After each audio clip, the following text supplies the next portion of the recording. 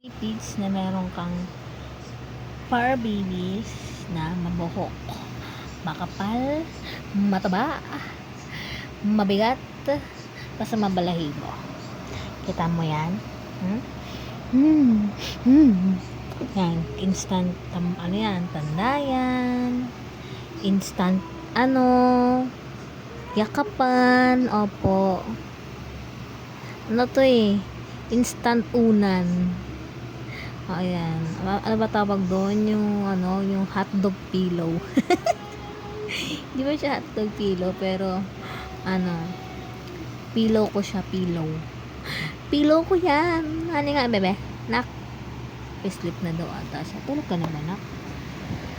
Ay, isim pala ikaw. Sorry. Sleep ka na ulit. Sleep na. Sleep na. Oh. Love you. I love you, love you. Kiss mommy? Kiss mommy? Ang gwapo naman yun. Wala na. Ayan na siya. Sige na, dito ka na. Kasi nakita ko siya, bigla siyang tumabi. Akala ko naman,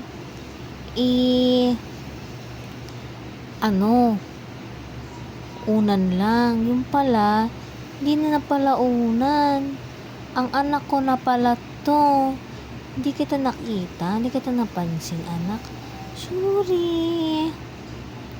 Sige na, sleep ka na. Sleep na. Close your eyes na. Dali na. Mala kayong mata. Isang mata, patingin. Wow. May kuryente dyan, anak. Ito kasi, ang hilig kasi nito sa sisiksik siya sa'yo. Sisiksik, anak, tanggalin ko nga muna yung charger. Baka ka dyan, makuryente ka. Anak ng tokwa tayo. Ay, naku, mawalan pa ako ng anak. Siksik kasi ng siksik kung saan ako. Kahit nakasiga sa sahig.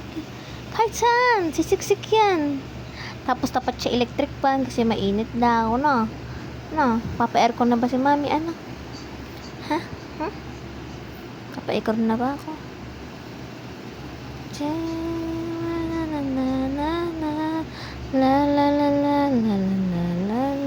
Gusto pala, kinakantahan, anak ng tokwa. Tulog. Kinantahan lang. Anak ng tokwa. Sige na, bye everyone. Good night na daw, sabi ng aking Jonaki, ni Nero. Bye. Sige na, sleep ka na.